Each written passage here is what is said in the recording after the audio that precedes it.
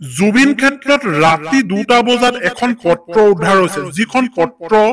আপুনি পঢ়িলে আচৰিত হৈ যাব আসলতে এখন ভয়ংকৰ পত্ৰ উদ্ধাৰ হৈছে জুবিন ক্ষেত্ৰত আৰু এতিয়া চৰ্চাৰ বিষয় হৈ পৰিছে সেই বিশেষ পত্ৰখন সেই পত্ৰখনত কি আছে আৰু কোন হেজন ব্যক্তি ৰাতি আহি এনেকৈ সেই পত্ৰখন তাত পেলাই থৈ গৈছে বা সেই পত্ৰখনে কালৈ ভাবুকি মাতি আনিছে এই জুবিন গাৰ্গৰ ক্ষেত্ৰত এনেকৈ কাম কৰিব পাৰে নে কোনোবাই চাওক মৰমতে ভাল পাই হিপিনীসকলে নিজৰ গামোচাত তেওঁ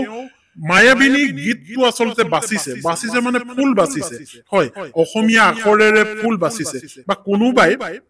আঁকিছে জুবিন গাৰ্গক কোনোবাই মূৰ্তি বনাইছে জুবিন গাৰ্গক ভাল পাই কাৰণে মূৰ্তি বনাইছে বা কোনোবাই গামোচাত তেওঁৰ ছবি অংকন কৰিছে ফুল বাচি তাকো ফুল বাচি এই কথাটো আপোনালোকে জানি ল'ব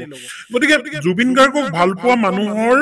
অভাৱ নাই জুবিন গাৰ্গক বহুতে ভাল পায় কিন্তু সেইখিনি সময়তে এখন চাওক কি ধুনীয়াকৈ গামোচাত আসলতে ফুল বাচি অংকন কৰি উলিয়াইছে জুবিন গাৰ্গক মৰমৰ শিল্পীজনক আৰু সেইখিনি সময়তে জুবিন ক্ষেত্ৰত কোনে এখন এনেকুৱা পত্ৰ পেলাই থৈ গ'ল অৰ্থাৎ এৰি থৈ গ'ল জুবিন গাৰ্গৰ বাবে জুবিন গাৰ্গলৈ এই পত্ৰখন দি থৈ গ'ল কোন সেইজন ব্যক্তি কোন ল'ৰাই আসলতে এই পত্ৰখন মাজ ৰাতি 2টা বজাত আসলতে এনেকৈ পেলাই থৈ গ'ল এতিয়া প্ৰশ্ন হৈছে জুবিন গাৰ্গ যে এজন দানী মানুহ আছিল সকলোৱে জানে তেওঁ আসলতে প্ৰগ্ৰেম কৰি আহি যি পইচা বাছে নিজলৈ তেওঁ নেৰাখি বহু সময়ত আত্মজনক সহায় কৰিছিল আপোনালোকক নকলেই হ'ব গতিকে জুবিন গাৰ্গক অৱতাৰী পুৰুষ বা দানী পুৰুষ বুলি বহুতে ক'ব বিচাৰে আৰু তেওঁ হেতু কৰিও দেখাইছিল মানুহক ভাল পাইছিল বহু এনেকুৱা ধৰণৰ ৰোগী আছিল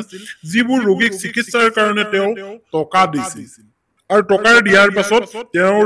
তেওঁলোকৰ সেই অসুখ ভাল হৈছিল কাৰোবাক পঢ়ুৱাইছিল ইত্যাদি কৰি এনেকুৱা ধৰণৰ বহুত কাম কৰিছিল আৰু কলাগুৰু ফাউণ্ডেশ্যন নামৰ এটা অনুষ্ঠান চলাই আছিল যাৰ দ্বাৰা দুখীয়া আৰ্তজনক সহায় কৰিছিল তেওঁ গতিকে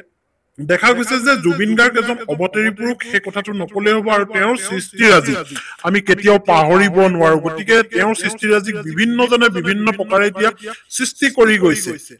কৰি গৈছে গতিকে দানী পুৰুষজনে সকলোকে সহায় কৰিছিল এতিয়া প্ৰশ্ন উঠিছে যে এই বিশেষ লেখাটো কিয় আৰু কোনে মাজ ৰাতি এনেকৈ এৰি গ'ল এই কথাটো জানিলে আপোনালোকৰ চকু কপালত উঠিব গতিকে এইখিনি জনাৰ আগত আপোনালোকে আৰু এটা কথা গম পাই লওক মই কৈ আছো পত্ৰখনৰ বিষয়ে কিন্তু এইখিনিতে গম পাই লওক যে জুবিন গাৰ্গ একমাত্ৰ সেইজন ব্যক্তি আছিল যিজনে চৰকাৰ বিৰোধী কথা ক'ব পাৰিছিল